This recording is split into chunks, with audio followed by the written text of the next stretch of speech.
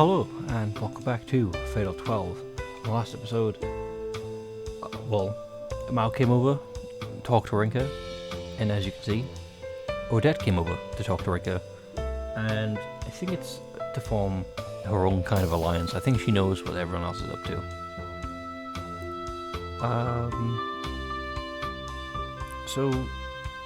To be fair, that's pretty much all that happened, to be fair, so we may as well figure out what's going on. She stands and stretches after tasting her coffee. She strikes me as the type who would, voraciously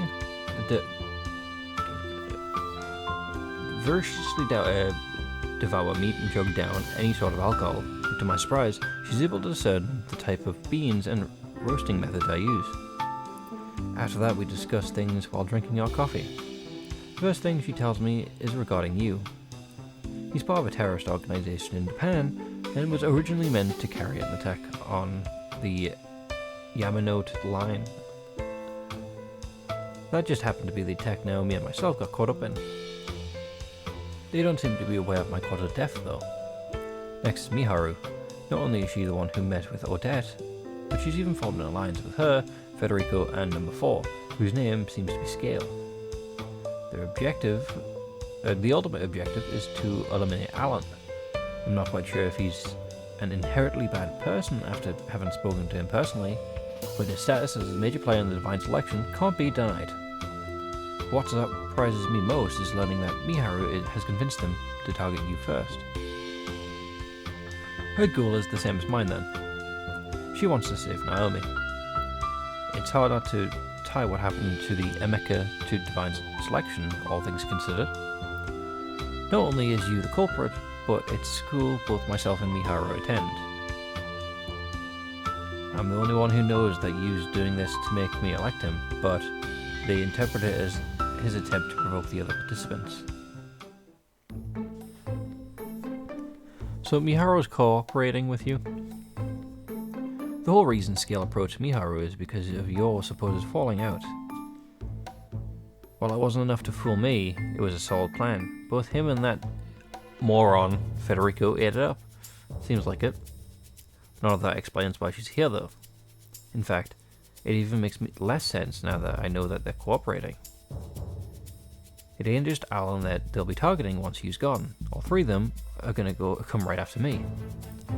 Yoshi's aware of it, which is a shame. She's a fun character to interact with.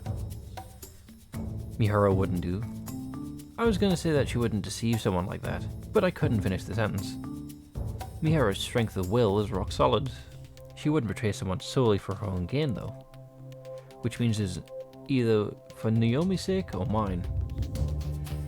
That much is easy to figure out. Chances are she's already aware that I figured them out. Like I said, though, they probably won't go after me until they've both eliminated you and gotten close enough to gathering all of Alan's cards. No way that law would underestimate what I'm capable of, after all. The sheer confidence she has in herself isn't something I'd ever dispute. It's not my place to make this comparison, but she's probably the only person who can compare to Alan out of all the participants, assuming we judge purely on strength of character. I mean, yeah, didn't they go head to head in a fight as well? None of what she said thus far explains why she kept seeing me, though. Squaring off with them after we eliminate you is a bit too predictable, though. I'm gonna get more of a thrill out of it, so she's taking more of the game aspect. Where does your excitement fit into all this? Think about it. Life's all about the thrill and excitement, ain't it? You'd be better off dead if it weren't. I don't quite get where you're coming from. Is that her regret? Is her regret not having a fun enough life? Was life too boring? I ain't worried whether or not you get it. Anyway, if things are going to go down, then you can now be sure I'll be the one double-crossing them. A bold smile accompanies her proclamation. Would you mind explaining what you meant about helping me? Just like it sounds, kids, you want to eliminate you so that your underclassman's death gets undone. But you don't want it. But you don't got the means to do so. Don't know why you'd get this bothered over one insignificant life, but how dare you? Naomi's life isn't insignificant to me. I messed up by saying that. I don't regret it though. I won't let anyone get away with saying that about Naomi. I don't even bother saying anything else after that. I just glare at her. Ugh, out of go. I was ready to shove it. I was ready to shove off if you'd let me get away with that. Keep that attitude while you're at it. I ain't one for polite chit-chat. Are you sure? You seem to be polite. Were you testing me? Yep, got a problem? I said I was here to help you, but I ain't the one to offer up my services for free. That's why I tested you, to see if you're even worth presenting you with the choice. That kid and the remnants of Null's Dupran's branch are planning another attack tomorrow. They want to have things end with a big bang, which is why they're targeting Tokyo Tower. No way. They've already put in a plan into motion. I had talks of suspicious trades involving cash and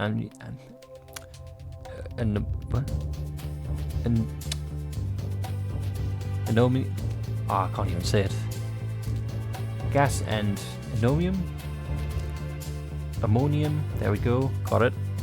Nitrate, which just so happens to be what is needed to make a bomb. Oh, not again. Ammonium nitrate's generally used for fertilizers, but only pros are allowed to handle it. Even if they plan things out well, they can't ever cover their tracks completely. I'm not quite sure how it works, but it seems like a thermite reaction that caused by the iron oxide and the aluminium powder packed into the bombs. Not only will the blast be powerful, but it'll spread fire everywhere. Firebombs, basically. Probably the same type you used when you blew up the train, as well as the mecha. Chances are they're going to go wild considering the circumstances. Who knows how many people will die until Tokyo Tower blows up on the weekend. Even worse, you won't die since he's a participant. Perpetrators usually die alongside everyone else, but he'll live and keep pulling the crap like that. We can't let that happen, we have to stop him. You kind of short her. Thing is, I don't really give a damn about how many people die, because they'll get undone. The sheer disgust I feel over the admission causes me to glare at her again. She raises a finger and thrusts it in front of my mouth before I can say anything other. But on the other hand, stopping some pansy terrorist ain't no thing for me.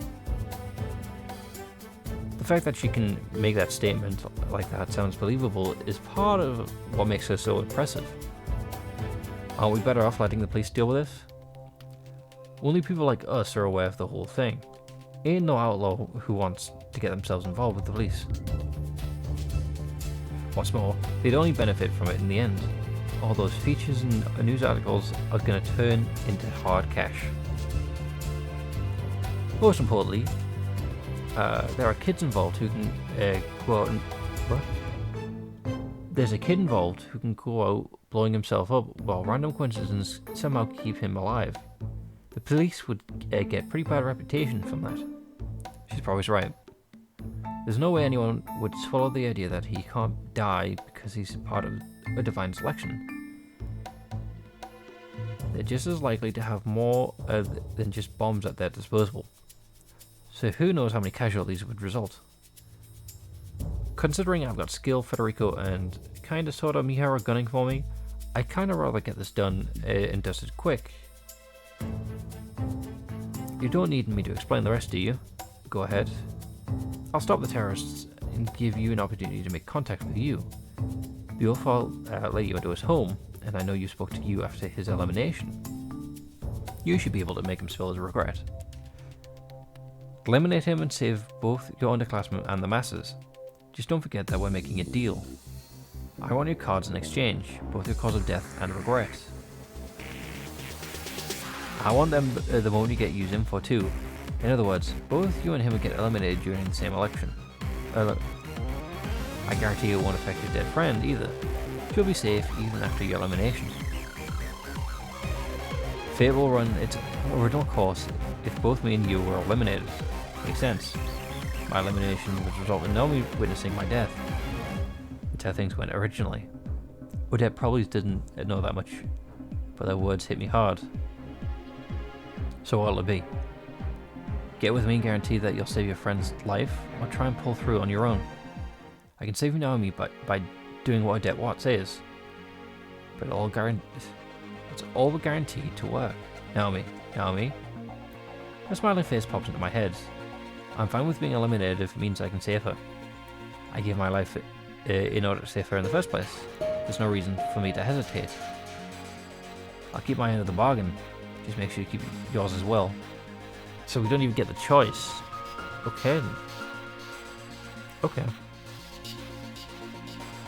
Is that so? Can't say. Wait. Can't say for sure whether or not it's the best option for you, but I don't really care. Just leave it to me, kid. As it happens, I've been looking for an excuse to go wild.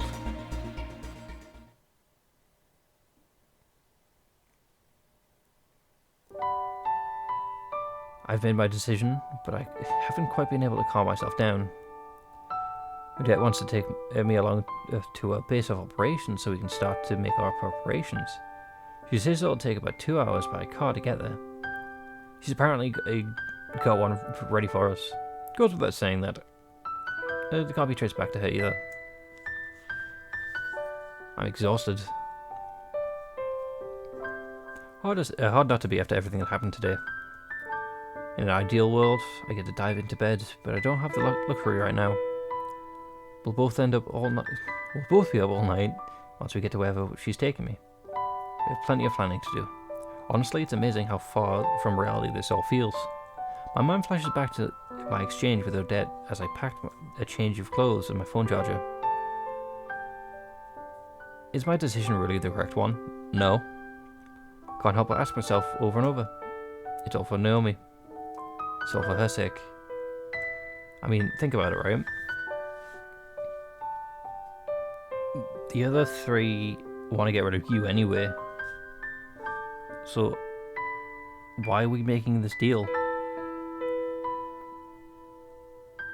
This deal, it doesn't even benefit Oddette, to be fair. Because, yeah, sure. If somehow we eliminate you and ourselves at the same time, it still leaves the other three chasing after Oddette. Definitely me here, or even more so. I make it a point to repeat that to myself instead. My own elimination is imminent, but I won't think about that until the time comes. As usual, putting a lid on my thoughts is the best option.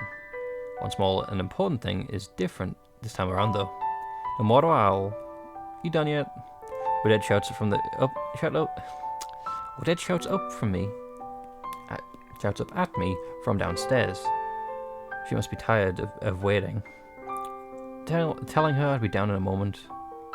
I'll make my way down. Make my way towards the stairs. Let's get moving then. A blue car's parked outside. Has a nice coat of polish. Definitely not the kind of car you'd see around the city. Yep, bona fide luxury car. The driver's seat is even to the right hand side. Must be foreign. There's no way we won't stand out in a car like this. So who's driving? A relaxed causing no thing when you're used to steering the boat. Okay then, fair enough. Which side of the road do you drive on here? Right? The left. I didn't know that. I thought it was the right as well. I know she's joking, but I still shout my response. It's hard not to when you know you're about to be her passenger. Little do I know that her driving would turn out to be even more atrocious than expected, leading to grueling 2-hour journey.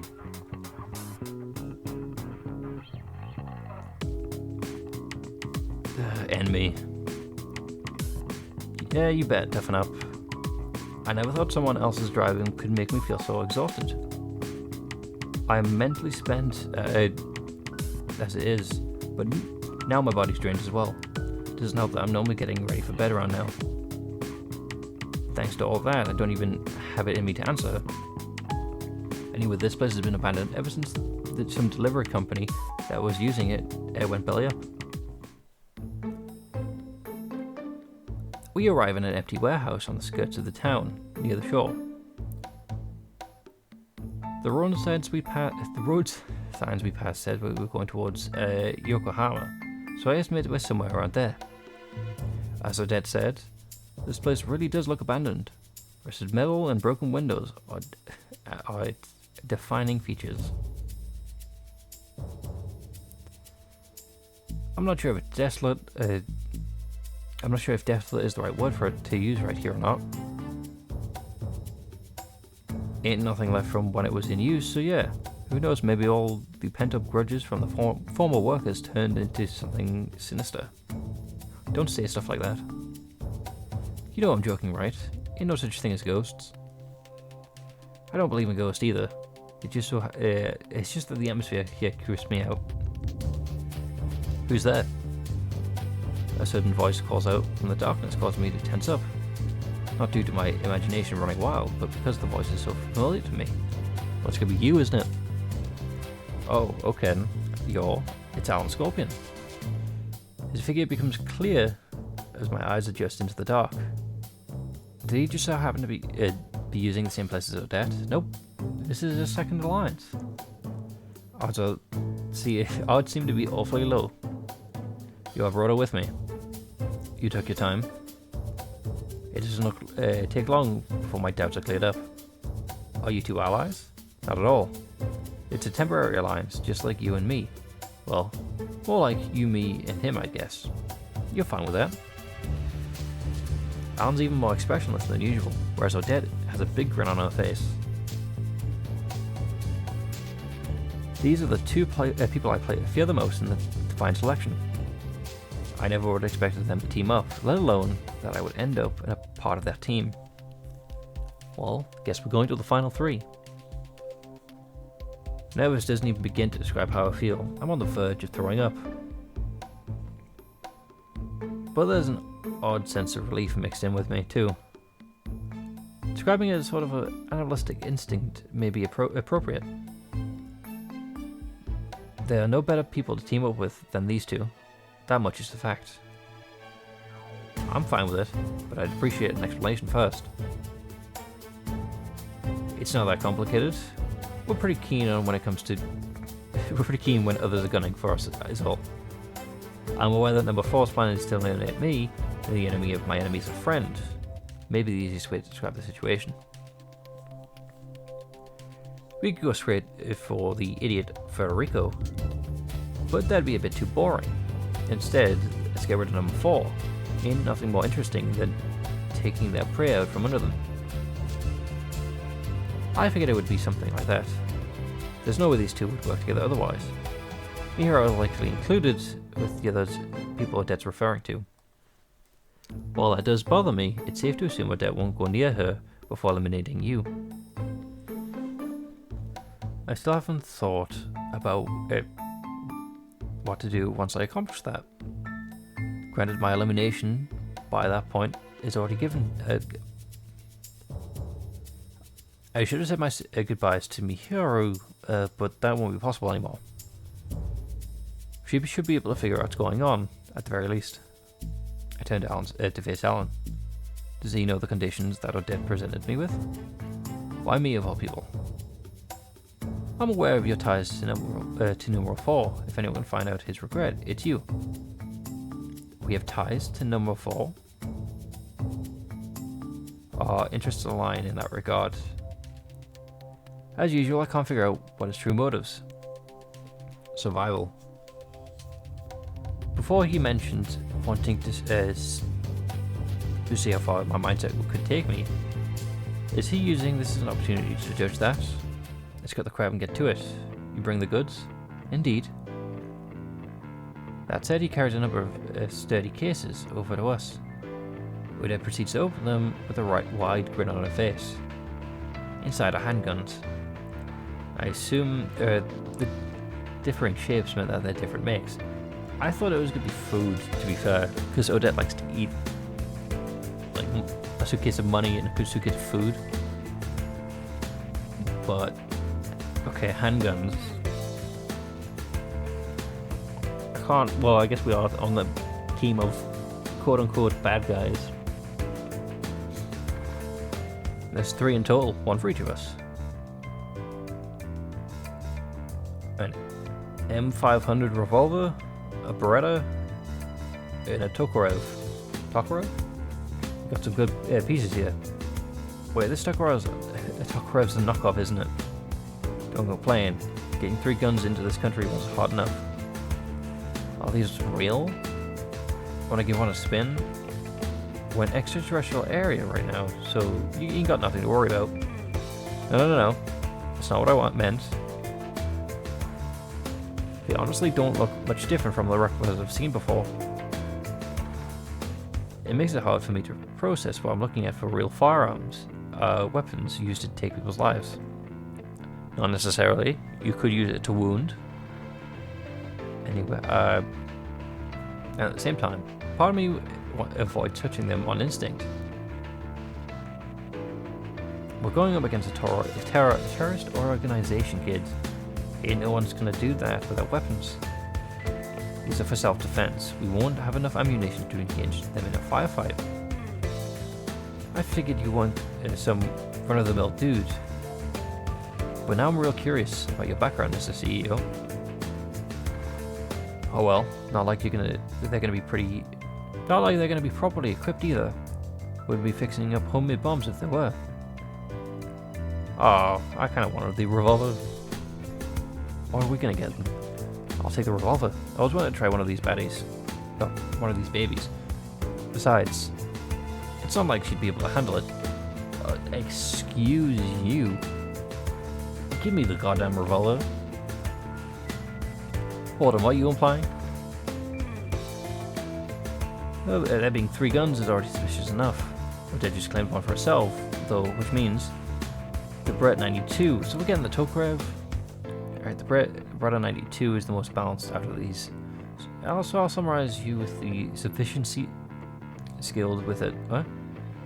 So I surmise you'll be sufficiently skilled with it. I'll teach you how to use it. Okay, we're getting the Beretta then. Damn. Wait a minute. I'll turn into a criminal if I use these. Oddette stares at me in astonishment as I panic. Getting a gun doesn't make you happy? Hell no. No one's forcing you to use it, but you better off keeping one on you. You'll be much better positioned against unarmed people with it. Fair enough. But give me a break, kids. We aren't taking things out of peace. What? We ain't talking things out peacefully tomorrow. It's gonna get real nasty real quick. Glares sharp and shoots right through me. At the same time, she gave me it's the same look she gave me in the court face, the look of a predator that's ready to strike its prey. All it does is remind me of you, of the classroom direction fire, of a deafening explosion. She's right. We're beyond the point of no return. I've already gone through all sorts of experiences, and that no regular person ever will. Like he said, no one's ever going to make you use it. I'll even empty the magazine if you want. No, it's fine. Teach me how to use it properly in exchange, though. I don't want to try and fire it by accident. That's better. Well, we'll start by picking it up. Guns may always be allowed from where they're from, but this is Japan. The very concept of them is foreign to most people. I'll take your word for that. I don't know Japan that well. I'm pretty sure everyone knows what a gun is. I take hold of the jet black pistol in order to make good on my resolution. Now I've officially broken law. It's the what? What is it? The Japanese law? What? Excuse me? Pardon? It's a lot heavier than expected. I hear it, so it is, and it's only even going to get heavier once it's loaded. Just over 2 pounds, I estimate.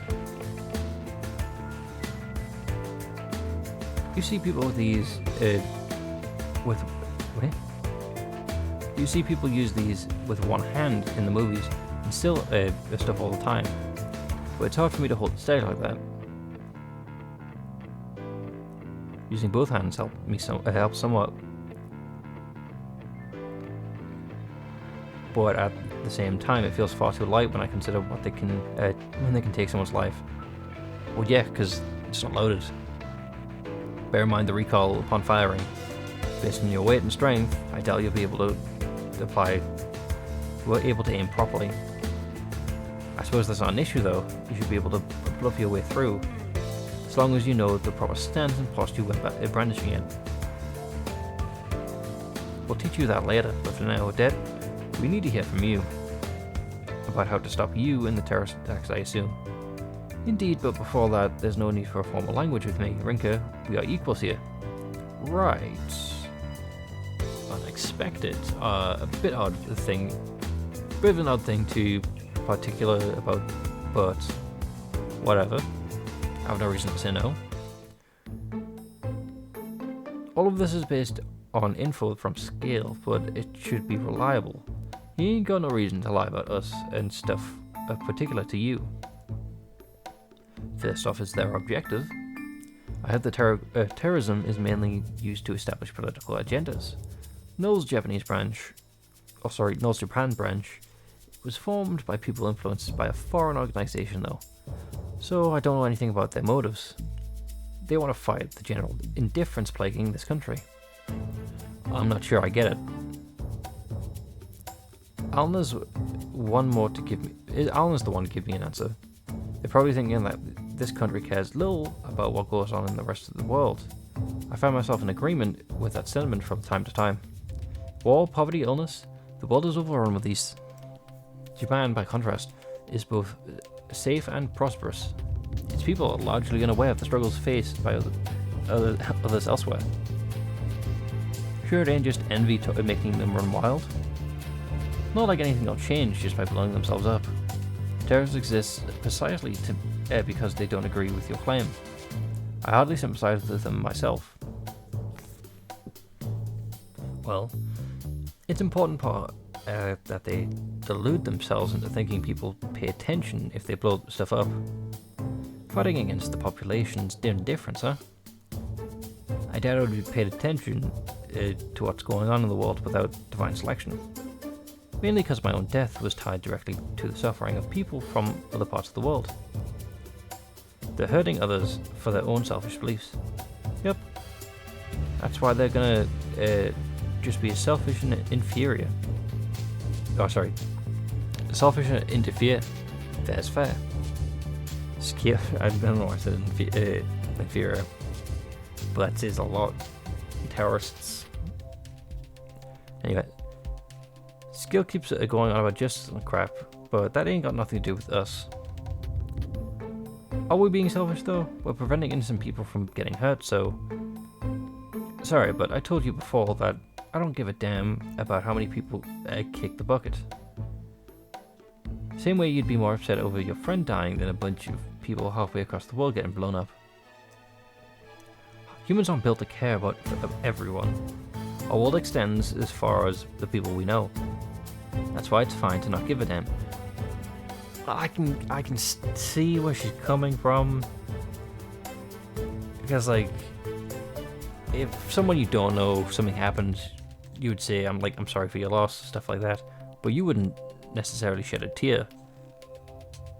But when it was someone that you do know, it's no longer, I'm sorry for your loss. It's personal. You know, then you start crying.